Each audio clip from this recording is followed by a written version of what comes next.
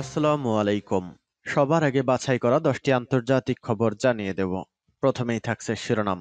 তবে তার আগে অনুরোধ থাকবে ভিডিওটিতে একটি লাইক দিবেন।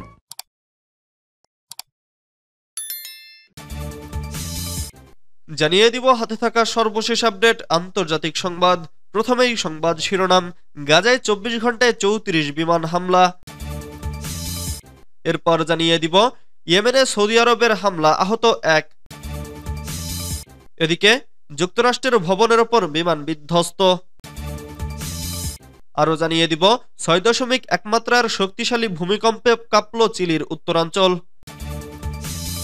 সর্বশেষ জানিয়ে দিব রেললাইনে বসে পাবজি খেলার সময় ট্রেনে কাটা পড়ল 3 কিশোর। এতক্ষণ শুনছিলেন সংবাদ শিরোনাম, এবারে বিস্তারিত।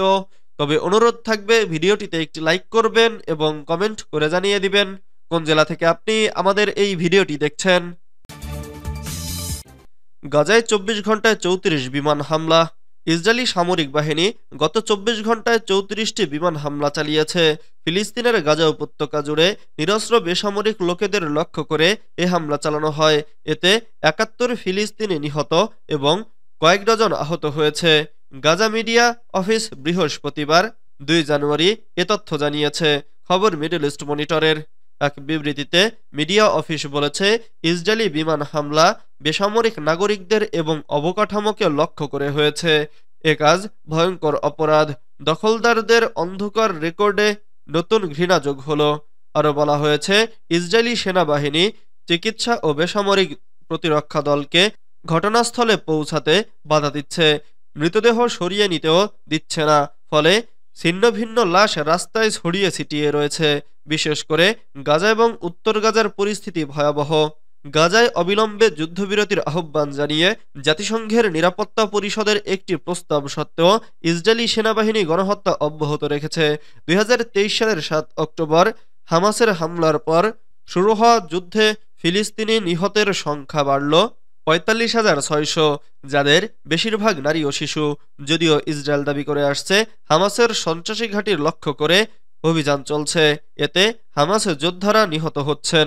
যোদ্ধারা বেসামরিক লোকদের মধ্যে অবস্থান করায় বা তাদের মানবঢাল হিসেবে ব্যবহার করায় হতাহতের সংখ্যা বাড়ছে।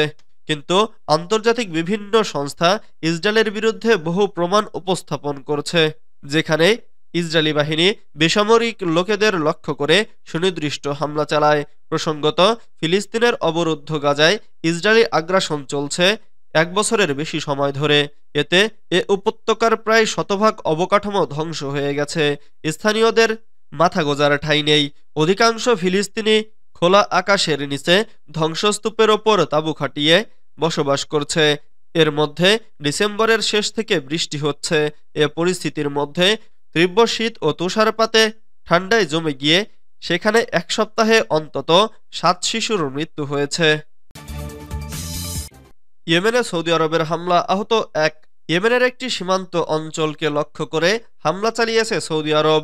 এতে 1 ইয়েমেনি নাগরিক আহত হয়েছেন। ইরানের আধা সরকারি বার্তা সংস্থা মেহের নিউজ এ খবর জানিয়েছে। খবরে বলা হয়, বৃহস্পতিবার 2 জানুয়ারি সন্ধ্যায় সৌদি আরব ইয়েমেনের একটি সীমান্ত অঞ্চলকে লক্ষ্য করে এ হামলা চালানো হয়। প্রাথমিক রিপোর্ট অনুযায়ী এ হামলায় অন্তত 1 জন ইয়েমেনি নাগরিক আহত হয়েছেন। এর আগে মঙ্গলবার আরব সূত্র জানিয়েছে, ইয়েমেনে সৌদি সেনাবাহিনীর হামলায় 1 জন ইয়েমেনি নাগরিক নিহত এবং 1 জন আফ্রিকান শরণার্থী আহত হয়েছেন। যুক্তরাষ্ট্রে ভবনের ওপর বিমান বিধ্বস্ত। যুক্তরাষ্ট্রের ক্যালিফোর্নিয়ার একটি বাণিজ্যিক ভবনের ওপর বিমান বিধ্বস্ত হয়েছে। এতে 2 জন নিহত ও 18 জন আহত হয়েছেন। ছোট আকৃতির এ বিমানটি ফুলারটন মিউনিসিপ্যাল বিমানবন্দরের কাছে স্থানীয় সময় বৃহস্পতিবার বিকেলে বিধ্বস্ত হয়। ফুলারটন পুলিশ এক্সে বলেছে, 2 জনের মৃত্যুর ব্যাপারে নিশ্চিত হওয়া গেছে। এছাড়া 10 জনকে হাসপাতালে নিয়ে যাওয়া হয়েছে। বাকি 8 জনকে ঘটনাস্থলে চিকিৎসা সেবা দেওয়া হয়। কিভাবে বিমানটি ভবনের ওপর বিধ্বস্ত হলো এবং যারা মারা গেছেন তারা কি বিমানের আরোহী ছিলেন কিনা সে ব্যাপারে এখনও নিশ্চিত হতে পারেনি তদন্তকারীরা। স্থানীয় টিভিতে সম্প্রচারিত ভিডিওতে দেখা গেছে, ভবনটির ছাদে বিশাল গর্তের সৃষ্টি হয়েছে এবং সেটির ভেতর থেকে ধোঁয়ার কুণ্ডলী বের হচ্ছে। ওই ভবনে কর্মরত কর্মী জরিম ক্রুজ যিনি ঘটনাটি প্রত্যক্ষ করেছেন তিনি বলেছেন, আমরা সবাই বিকট শব্দ শুনতে পাই, এরপর আমরা দৌড়ে বেরিয়ে যাওয়া শুরু করি। যুক্তরাষ্ট্রের ফেডারেল এভিয়েশন অ্যাডমিনিস্ট্রেশন জানিয়েছে বিধ্বস্ত বিমানটি ছিল এক ইঞ্জিনের ভেন্স আরভি-10। ছোট মডেলের বিমানটিতে ক্রুসহ 4 জন বসতে পারেন। গত নভেম্বরে ফুলারটন বিমানবন্দরে আলাদা এক দুর্ঘটনায় 2 জন আহত হয়েছিলেন। 6.1 মাত্রার শক্তিশালী ভূমিকম্পে কাঁপল চিলির উত্তরাঞ্চল। দক্ষিণ আমেরিকার দেশ চিলিতে শক্তিশালী ভূমিকম্প আঘাত হেনেছে। রিক্টার স্কেলে এর মাত্রা ছিল 6.1।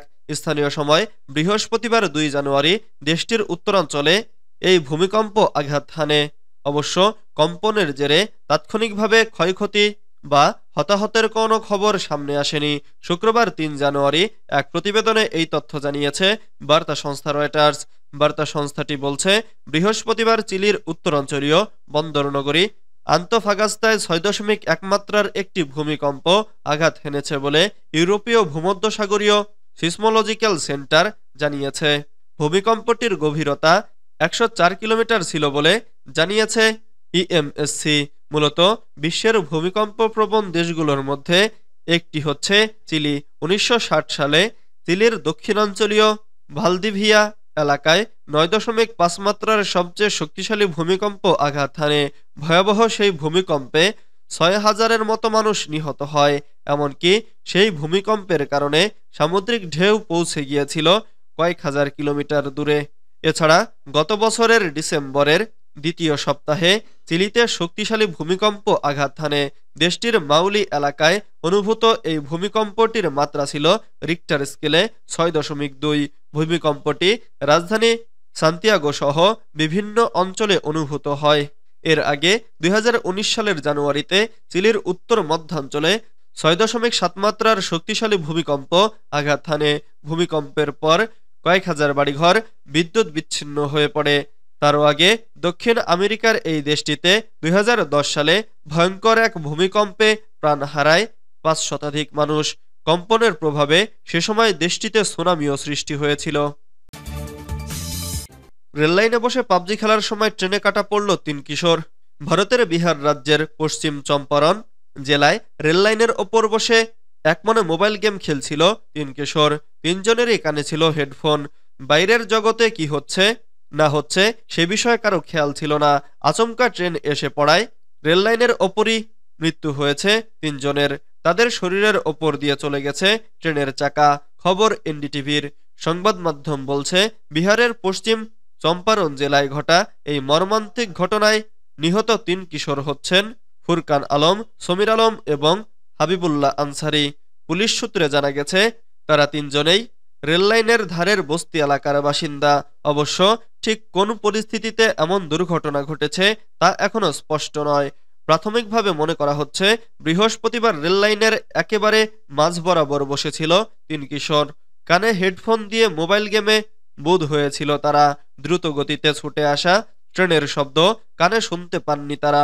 ট্রেন একবারে কাছে চলে আসার পর আর কিছু করার ছিল না, ফলে 3 জনই একসাথে ট্রেনে কাটা পড়ে।